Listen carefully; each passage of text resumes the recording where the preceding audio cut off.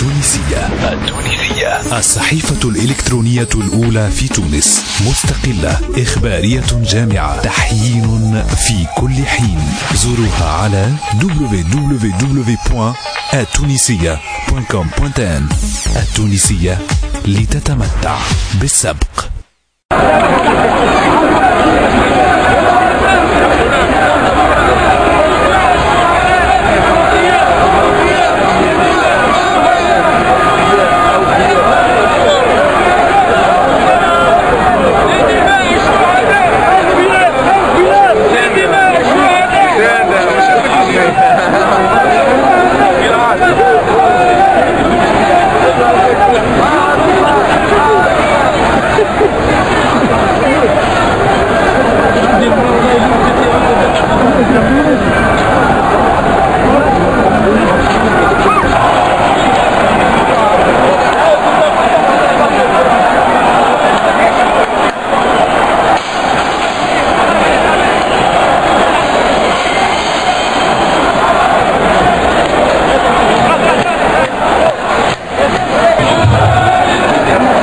اليوم الأهداف، الشخصيات اللي تكون حاضرة، العدد من الإجماع التقريبي للعدد المشاركين.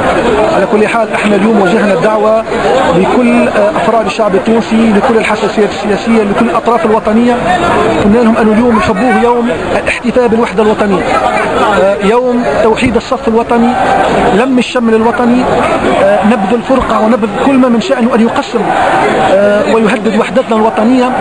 أردنا هذا اليوم أن يكون يوم احتفالي بالوحدة الوطنية، وهذا من خلال الخطابات السياسية التي ستلقى أمام الجماهير الحاضرة، من خلال الشعارات اللي سيرفعوها الحاضرين، ومن خلال كذلك الرسائل السياسية التي نريدها أن تصل للجميع. اليوم بلادنا مهددة بالانقسام، ثورتنا مهددة بالإجهاض. إذا كان ما نوحدوش صفوفنا لإفشال كل المخططات اللي تستهدف المشروع الديمقراطي اللي بدأ في تونس اليوم، فسنعطي فرصة أكبر لهؤلاء المتآمرين أنهم ينجحوا مشروعهم. فبالتالي اليوم نريد أن يكون الخطابات موحدة، نريد أن تكون الشعارات هي شعارات الوحدة ونبذ العنف ونبذ التفرقة ونبذ المؤامرات ومناهضة ومكافحة المؤامرات التي تستهدف السلم الأهلي وتستهدف السلم الاجتماعي، وكذلك تستهدف استكمال الانتقال الديمقراطي في تونس. اليوم نحن سنعبر عن وفائنا لأهداف الثورة، سنعبر عن وفائنا لدماء الشهداء، سنعبر عن حبنا لتونس، سنعبر عن استعدادنا للتعايش السلمي بين كل الأطراف برغم كل الاختلافات. هذا ما نأمله، ونجاح هذه التظاهرة اليوم هو نجاح لتونس، نجاح للثورة، ونجاح للوحدة الوطنية. هذا ما أرادت حركة النهضة من خلال التظاهرة دي أن تبلغه للتونسيين.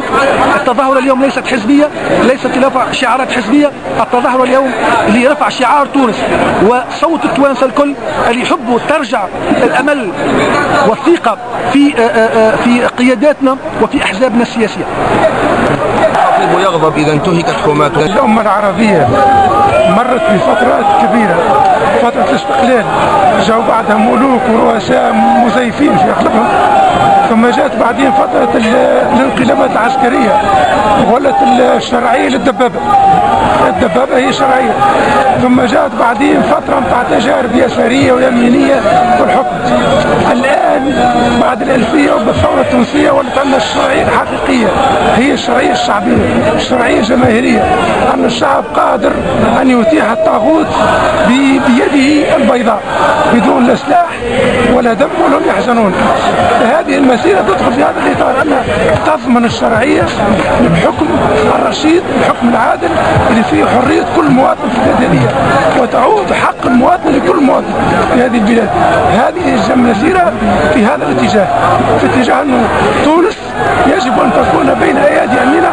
هذه الأيادي أيادي شعبها، لا شيء غير شعبها، لا الإيديولوجيات ولا الدبابات ولا الاستعمار ولا زيد ولا عم. هذا هو الهدف من هذه المسيرة. بارك الله فيك. ممكن أبرز الرسالة مش رسالة الشعب التونسي. نعم. أبرز الرسالة. نعم. كل شيء.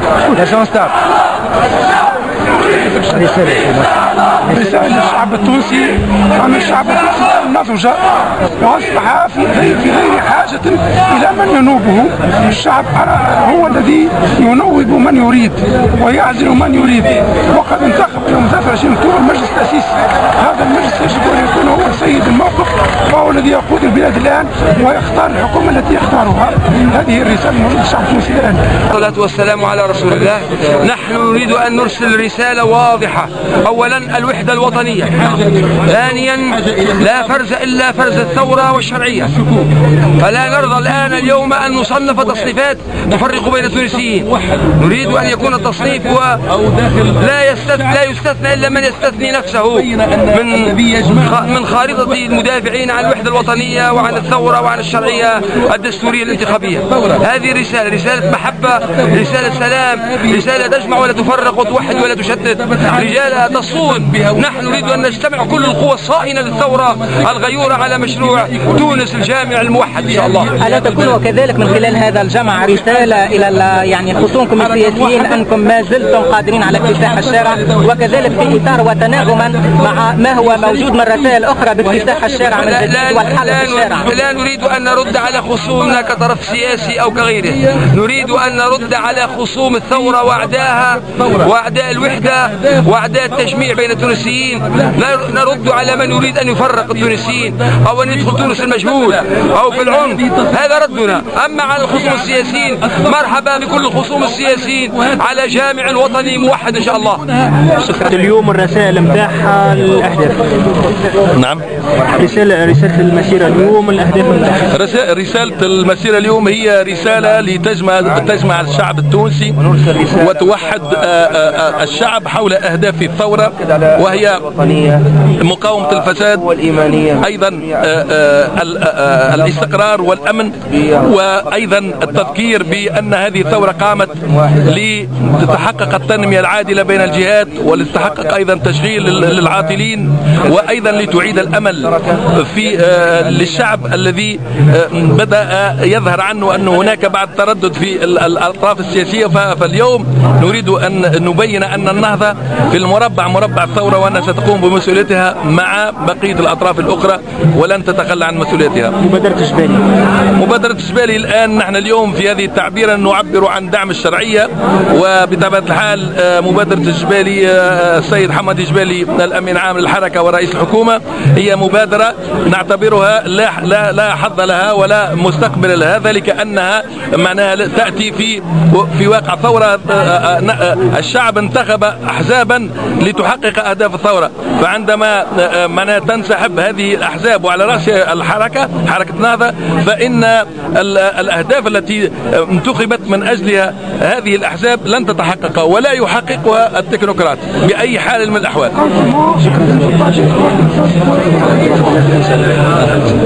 الشعارات اترفعت بداية الحرية، شنو معناها كيف تعاود تلخصنا بالضبط المليونية هذه كيفاش تمثل؟ مليونية من أجل الوحدة الوطنية ضد العنف أيا كان متاه، دعما للشرعية وإرادة الشعب فقط.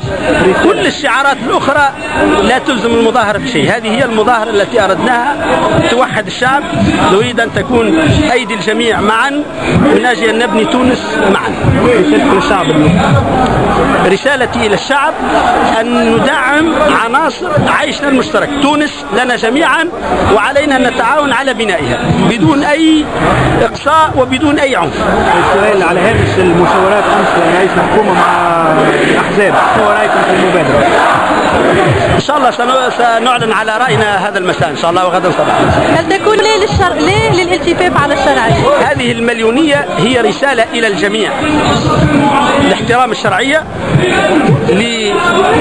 للمحافظة على الوحدة الوطنية ورفض أي نوع من أنواع الاستقطاب والتمزق الاجتماعي، للتعاون من أجل معناها تنمية المكتسبات الحدثية والاجتماعية المختلفة، ومعالجة لمعالجة المشكلات الاجتماعية المختلفة كالتشغيل والاقتصادية وما إليها، ولبناء نمط من الدولة يقوم على الحريات العامة والفردية ويقوم على التعايش المشترك. يعني لما توقع معناها أزمة داخل حركة النهضة؟ لا ما حتى أزمة داخل حركة النهضة. نطمنكم حركة النهضة لم تكن موحدة مثل ما هي اليوم، موحدة جدا نحو خيار واضح وستمضي فيه إلى النهاية إن شاء الله. يعني بالنسبة لمجلس الشورى اللي مش عقد واللي مش عن أغلب العقد، شو أهم البرامج اللي أهم نقطة موضوع الموقف من طبيعة الحكومة. أهلا وسهلا. سجل يعني مسيرة اليوم الرسائل نتاعها الأهداف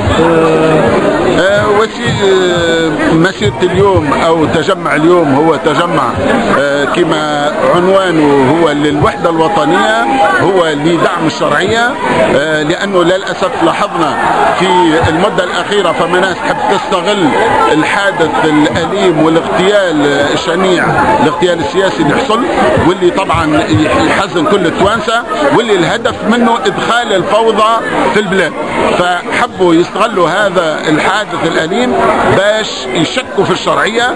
فهكم تشوفوا شباب الثورة مازال مستيقظ، الشعب التونسي اللي عمل الثورة مازال مستيقظ، ولا سبيل من المساس بالشرعية. هذه هي الرسالة اللي هي رسالة وحدة وطنية ورسالة وقوف مع الثورة.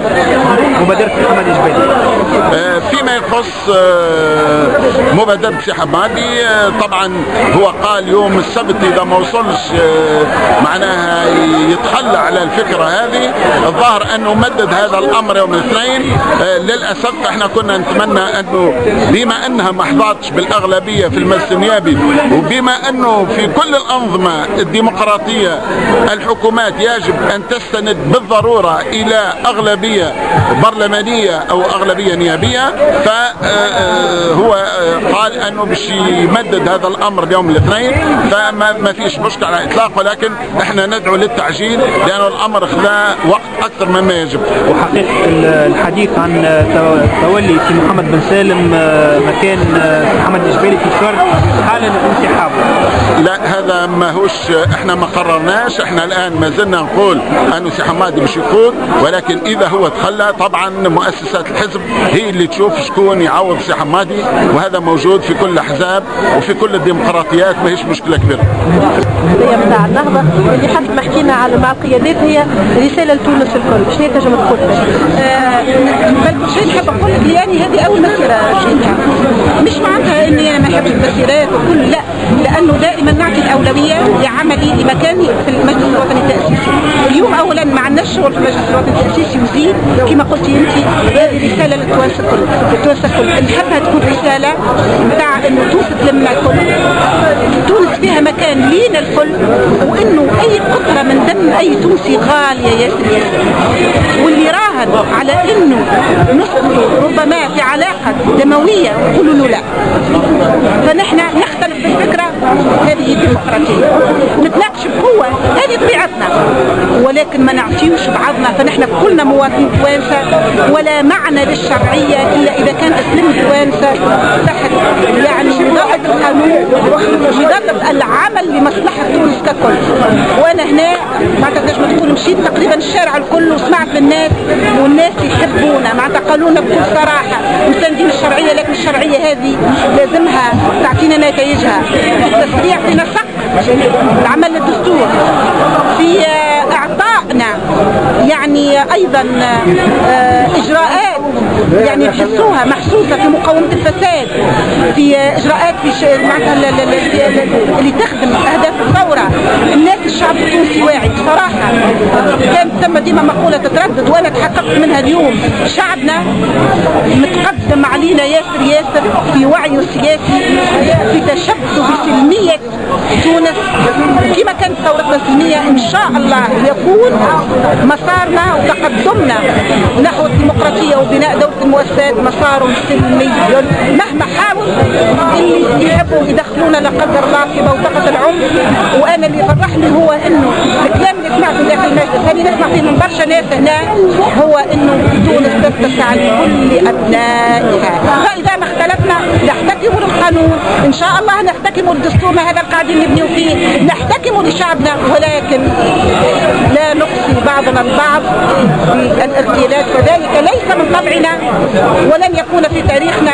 واللي يحب يحل قوس كما هذا تواسكوا يسكروه ويقولوا له نحن متضامنين مع بعضنا في مثل هذه المواقف.